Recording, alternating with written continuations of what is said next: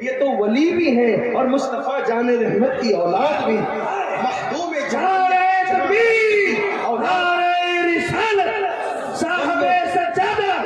ولیوں کی بستی میں آئے ہیں۔ اللہ اکبر، ولیوں کی بستی ہے اور تم توبہ کرو گے ادھر جا کے۔ اب سوچو، اس نے توبہ کی نیت سے ولیوں کی بستی کی طرف قدم بڑھایا، اللہ کی شان دیکھو، اس نے ولیوں کی بستی کی طرف قدم بڑھایا، اللہ کی شان دیکھو، ابھی قدم اٹھا کر کے آگے بڑھا ہی تھا کہ اس کا انتقال ہو گیا اور دھڑام سے زمین پہ گر پڑا۔ جب انتقال ہوا تو فرشتے آئے، جنت کے فرشتے، رحمت کے فرشتے بھی آئے، جہنم کے فرشتے اور عذاب کے فرشتے بھی آئے۔ ایک بات آپ کو کہوں، فرشتے اپنی مرضی سے آتے جاتے ہیں کیا؟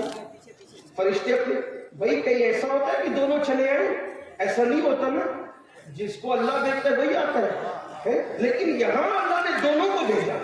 دیکھو اللہ بتانا چاہتا ہے، ایسے موقع پہ اللہ بتانا چاہتا ہے کچھ، دونوں آ گئے، رحمت والے بھی آ گئے، عذاب والے بھی آ گئے۔ اب دونوں کہتے ہیں ہم لے جائیں گے، ہم لے جائیں گے، ہم لے جائیں گے۔ تو پھر دونوں میں گفتگو بھی، کہا تم کیوں لے جاؤ گے؟ کہا یہ تو پاپی تھا، مجرم تھا۔ اللہ کی بارگاہ میں عرض کیا کہ مولا ہم لے جانا چاہتے۔ وہ کہتے ہیں تم کیوں لے جانا چاہتے ہو؟ وہ 100 قاتل، 100 کا قتل کیا تھا، تم کیوں لے جانا چاہتے ہو؟ مولا 100 کا قتل تو کیا تھا، لیکن اللہ والوں کی بستی کی طرف توبہ کی نیت سے چلا تھا، ابھی پہنچا نہیں، صرف چلا تھا۔ یاد رکھنا میری قوم کے جوانوں، کسی کا در ایسا نہیں جس کے در پہ جاؤ اور ناکامی کے ساتھ بیٹھ جاؤ تو کامیابی مل جائے، ایسا نہیں ہے۔ ایک میرے اللہ کا در ہے، اللہ کا در جو خود فرماتا حدیث قدسی ہے، جو میری طرف چل کر آتا ہے میری رحمتیں اس کی طرف دوڑ کر کے جایا کرتی ہے۔ وہاں اگر بیٹھ جاؤ گے تھک کے رستے میں تو منزل خود چل کر تمہارا استقبال کرے گی۔ اللہ اکبر۔ تو کیا کہا؟ تم کیوں لے جانا چاہتے ہو؟ توبہ کی نیت سے ولیوں کی بستی کی طرف چلا تھا۔ تو اللہ فرماتا ہے ایک کام کرو، جاؤ۔ اب دیکھو، اب یہاں پر کچھ لوگ ڈنڈی مارتے ہیں، تو کہا صرف توبہ کی نیت سے وہ بخشا گیا۔ میں نے کہا توبہ کی نیت کا میں تو منکر ہی نہیں ہوں، اسی عنوان کو بیان کر رہا ہوں، لیکن بخشش جو ہوئی وہ توبہ کی نیت پر نہیں ہوئی، بخشش کسی اور وجہ سے۔ آپ کی توجہ چاہتا ہوں۔ ہاں، توبہ کی نیت کا کوئی انکار ہی نہیں ہے، لیکن بخشش کی ہوئی؟ بھئی بخشش اس پہ ہو جاتی، اس پہ ہو جاتی۔ بھئی توبہ کی نیت سے چلا، اللہ کہہ دیتا میں نے معاف کر دیا، نیت سے چلا معاف کر دیا، لیکن اللہ نے یہ نہیں کہا۔ حدیث اٹھا کر دے دی، کیا کہا؟ اس کے لاش سے لے کر، اس کی لاش سے لے کر اس کے گھر تک کا فاصلہ ناپا جائے، اور اس کی لاش سے لے کر ولیوں کی چوکھٹ کو ناپا جائے، ان کی بستی کو ناپا جائے۔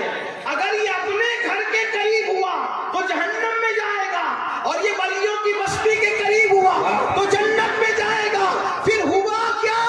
جب ناپنے کے لیے چلے تو اللہ نے زمین کو حکم دیا، زمین سمٹ جا اور اس کو ولیوں کے قریب کر دے، اور زمین سمٹ گئی اور اس کا لاشا ولیوں کے قریب ہوا تو اس کو پھر جنت میں داخل کر دیا گیا۔ آپ اندازہ کریں، صرف بنی اسرائیل کے اولیاء کے قریب ہونے کی وجہ سے، لاشا قریب ہونے کی وجہ سے 100 کو قتل کرنے والا جنت میں جاتا ہے۔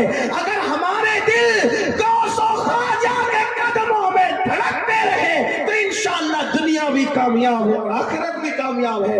اللہ کے بندو سچی توبہ کرو، یہاں بھی نجات ہے، وہاں بھی نجات ہے۔ ڈر تھا کہ عیسیٰ کی سزا اب ہوگی یا روز جزا، دی ان کی رحمت نے سزا، یہ بھی نہیں وہ بھی نہیں، اور آج جو عیب کسی پر نہیں کھلنے دیتے، کب وہ چاہیں گے میری حشر میں رسوائی ہو۔ تو مسلمانوں سچی توبہ کرو، گڑ گڑا لو، رو لو۔ ام المومنین سیدہ عائشہ صدیقہ فرماتی ہے، میں نے اللہ کے رسول سے پوچھا، یا رسول اللہ کیا آپ کا کوئی گنہگار امتی بھی جنت میں جائے گا؟ کیا آپ کا کوئی پاپی امتی بھی جنت میں جائے گا؟ حضور فرماتے ہاں اے عائشہ، جو رات کی تاریکی میں، جو تنہائیوں میں اپنے گناہوں کو یاد کر کے رونا ہوگا، ایسے گنہگاروں کو اللہ قیامت کے دن بے حساب جنت عطا فرمائے گا، ان سے حساب نہیں لیا جائے گا۔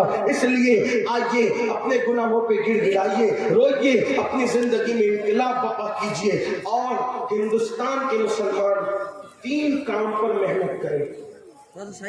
3 کام کرنا ہے ہم کو. پوری تقریر یاد رہے نہ رہے یہ یاد کرنا. پہلے وعدہ کرو کون کون یہ 3 کام کرے گا. ہاتھ اٹھائیں, بولو بھائی سبحان اللہ. دیکھو 3 کام ہندوستان میں ہمیں 3 کام کرنے. نمبر 1, دیندار بنو. کیا بنو؟ اور اپنے بچوں کو بھی دیندار بناؤ. دیندار صرف داڑھی ٹوپی والے دیندار نہیں, صرف گوشت اور مچھلی کھانے والے دیندار نہیں. کیسے دیندار؟ جیسے رسول اللہ بنانے آئے تھے. اب وہ کیسا دیندار ہوتا ہے؟ جو اپنے لیے پسند کرو وہی اپنے ایمان والے بھائی کے لیے پسند کرو, ہے نا. کیسے دیندار؟ حضور سے سچا عشق کرو. کیسے دیندار؟ نماز کی پابندی کرو. تو 3 کام کیا کرنا. نمبر 1 کیا بنو گے؟ کیا بنو گے؟ دین پر عمل کرو. نمبر 2, مالدار بنو. نمبر 2 کیا کرنا ہے؟ مالدار بنو. محنت کرو. کھیل کود سے توجہ ہٹا کے مال حاصل کرو. جوئے سکتے شراب سے نہیں, حلال محنت کی کمائی سے. کیونکہ غریبی کبھی کبھی آدمی کو کفر تک لے جاتی ہے. اس لیے مالدار بنو. کچھ لوگ کہتے ہیں نا ارے اللہ کے رسول بھی غریب تھے ہم بھی غریب ہیں تو کیا. یہ جھوٹ ہے. حضور کوئی غریب نہیں تھے, حضور کوئی مسکین نہیں تھے, حضور کوئی مفلس نہیں تھے. حضور علیہ السلام اتنے مالدار تھے کہ ان سے پہلے اتنا بڑا مالدار نہ کبھی روئے زمین پہ آیا اور نہ قیامت تک ان جیسا مالدار کوئی روئے زمین پہ آ سکتا. اب آپ کہیں گے یہ کوئی نئی بات ڈال دی آپ نے. میں نے کہا نئی بات پھر کہتا ہوں, میں نئی بات لانے والا کون؟ سنو, حضور کتنے مالدار تھے.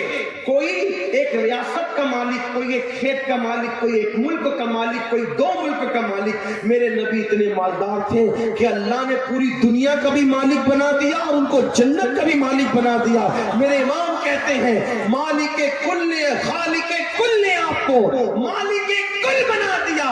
دونوں جہاں آپ کے قبضہ و اختیار میں. اور حضور علیہ السلام یہ تو بات بھی, لیکن حضور کے پاس مدینہ شریف میں اور ارد گرد مدینہ شریف کے اتنی زمینیں تھی کہ حضور سے بڑا کوئی زمیندار نہیں تھی. میں اپنے الفاظ میں سمجھا رہا ہوں. لاکھوں کی آمدنی تھی حضور کی, لاکھوں کی. لیکن بات یہ تھی صبح آتی تھی لاکھوں کی آمدنی, شام تک سب تقسیم کر دیتے تھے. ہاں, اب آپ کہیں گے جب لاکھوں کی آمدنی تھی تو اعلیٰ حضرت نے یہ کیوں کہا 2 جہاں کی نعمتیں ہیں ان کے خالی ہاتھ میں. یہ بھی ایک مسئلہ آپ لا کے کھڑا کرتے. بڑے بڑے شاعر لوگ اہل علم میں بیٹھے ہوئے تو اس کی بات کر دوں. یہی تو امام احمد رضا کا کمال ہے کہ وہ فنکار نہیں تھے, وہ عاشق رسول تھے. کیا مالک کونین ہے, وہ پاس کچھ رکھتے نہیں. 2 جہاں کی نعمتیں ہیں ان کے. دیکھو ان کے ہاتھ خالی تھے نا. میں نے کہا ایک خالی کا مطلب ہوتا ہے کچھ نہیں, یعنی خالی ہے نا, خالی کچھ نہیں, نتھنگ, کچھ نہیں, صحیح. اور ایک خالی کا مطلب کیا ہوتا ہے؟ ایک خالی کا مطلب ہوتا ہے اونلی, صرف. مطلب کیا؟ اگر پوچھا جائے اس وقت میں کس کی تقریر ہو رہی ہے